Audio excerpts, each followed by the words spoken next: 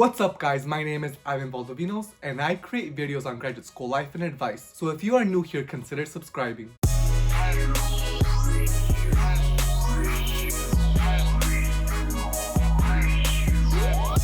Today we're going to look at another statement of purpose for the Harvard Graduate School of Education for a Master of Education in Human Development and Psychology. Before we look at the statement of purpose, here is the applicant profile.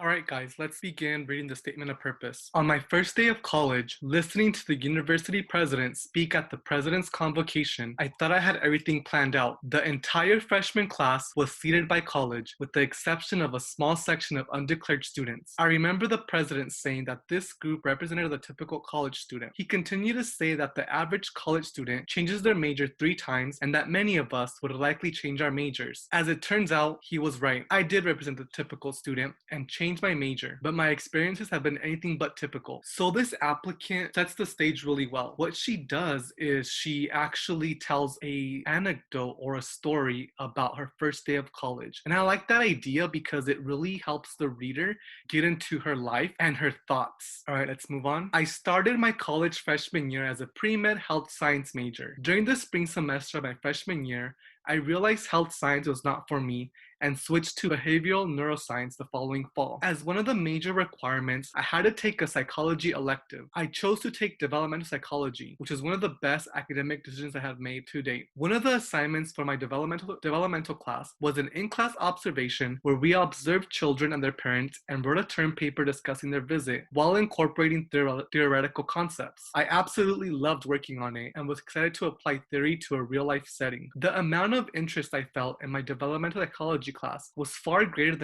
than any other class. The realization that I had a passion for psychology led me to change my major at the end of the semester. So in this next paragraph, the applicant allows the reader to go on a journey of her discovering her love of psychology. And so she speaks about how she first started with pre-med and how she did not end up liking that subject. And so she explored by taking some psychology courses as an undergrad, which eventually led her to major in that topic at the end of her exploring. And so I like this because it's taking the reader on a journey through her educational experiences and towards her choosing her major. I started planning for my first co-op to satisfy my cooperative education requirement in the spring of my sophomore year. A co-op is a paid or unpaid internship lasting up to 6 months where students work in their field of study and have the opportunity to apply their classroom experience to real-world situations. I applied for several research assistant positions and accepted an offer at a child development lab at Harvard University. Throughout my co-op at Harvard, I was assigned to a range of projects to work on related to the experimental research of the lab, including learning various coding methods for research projects in progress. First, I was taught how to prepare coding videos for different studies using computer software in the lab. I was also involved in reaction time coding for a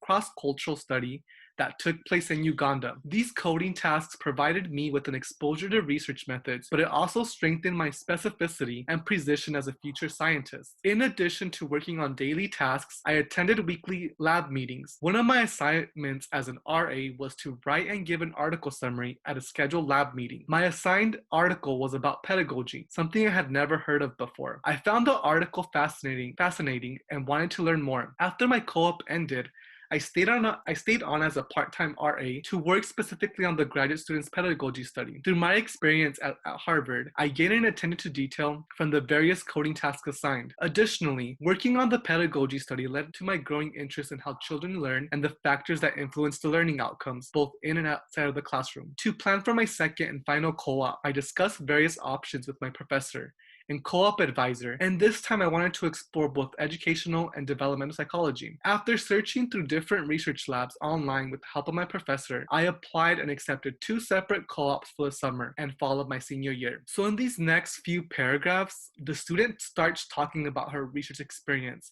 and her co-ops that she was doing for the spring of her sophomore year. Something to note in this paragraph is that she has ties to Harvard already. So she worked as an RA, a research assistant at Harvard University, where she was gaining all these research skills such as coding, and she was also able to work on a project that was in Uganda, even though she was at Harvard and Cambridge. And so she talks about how those are helping her become a future scientist.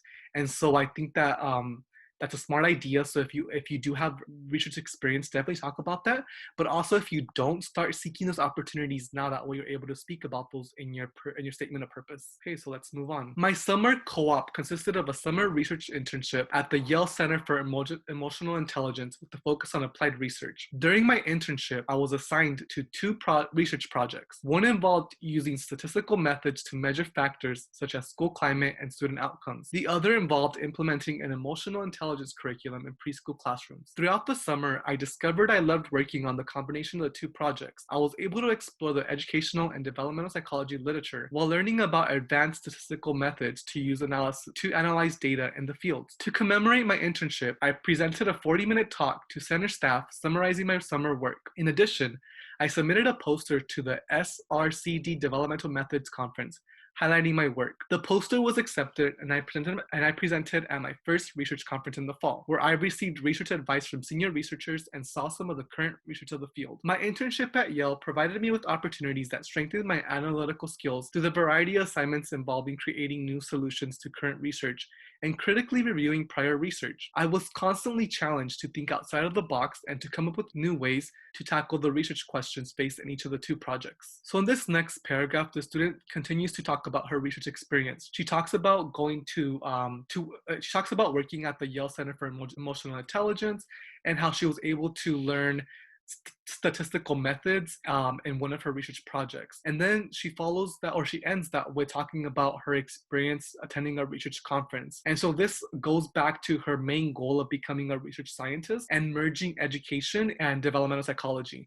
And so she does that really well, merging those two and discussing those in her statement of purpose. Currently, I am completing the final stage of my second co-op as a lab manager in a developmental psychology lab at Florida State University. The research at the lab investigates how young children learn math. In addition to helping run the lab, I have been aiding the principal investigator in the design of new studies focusing on implementing and evaluating math test anxiety interventions for children. After this position ends in December, I am returning to Northeastern for spring classes to finish up my undergraduate career. Upon graduation in May, I plan on attending graduate school to get a master's and PhD in developmental and educational psychology. Professionally, I want to become a professor and have my own research lab pertaining to how children's learning and developmental outcomes can best be improved across a variety of backgrounds. Additionally, I want to continue to attend and present at research conferences and form collaborations with other members of the academic community in fields such as education and statistical research. The reason I want to become a professor is because I want to contribute to advancing the field through research and be a part of the learning process for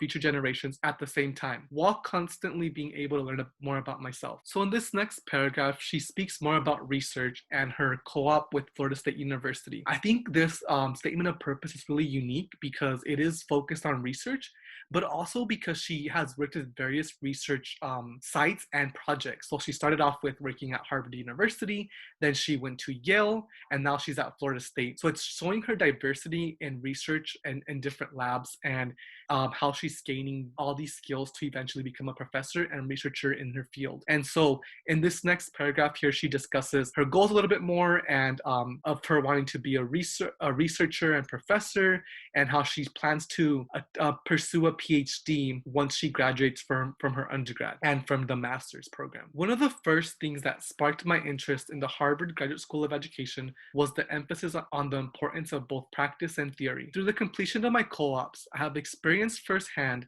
how much working in my desired field enhances my education. The Harvard Graduate School of Education would allow me to continue to take advantage of opportunities both inside and outside the classroom by combining fieldwork and coursework. The Master of Education program in Human Development and Psychology interested me because it would enable me to expand my knowledge of how developmental psychology can be most effectively utilized in educational settings to help advance the educational field. One aspect of this program that would especially allow me to utilize both theory and practice practice is the field experience program. An internship in an education-related setting would help me gain hands-on experience and exposure to the field before furthering my studies in a PhD program. The applied approach of the Harvard Graduate School of Education through the various research opportunities would allow me to get involved in the community to make an impact on children's learning and education. As a graduate student, I am looking to be challenged and supported throughout my studies in a supportive environment. The Harvard Graduate School of Education would be an excellent place for me to continue my journey as a student because it would allow me to continue to grow and develop both inside and outside of the classroom. So in the final concluding paragraph, the student talks about the why Harvard. So she discusses how she likes the importance of both theory and practice, and how and the reason why she likes that was because she was able to do that in her undergraduate career with her co-ops. She also discusses how she wants to participate in the field experience program, which would help her gain hands-on experience in the field of education. And then she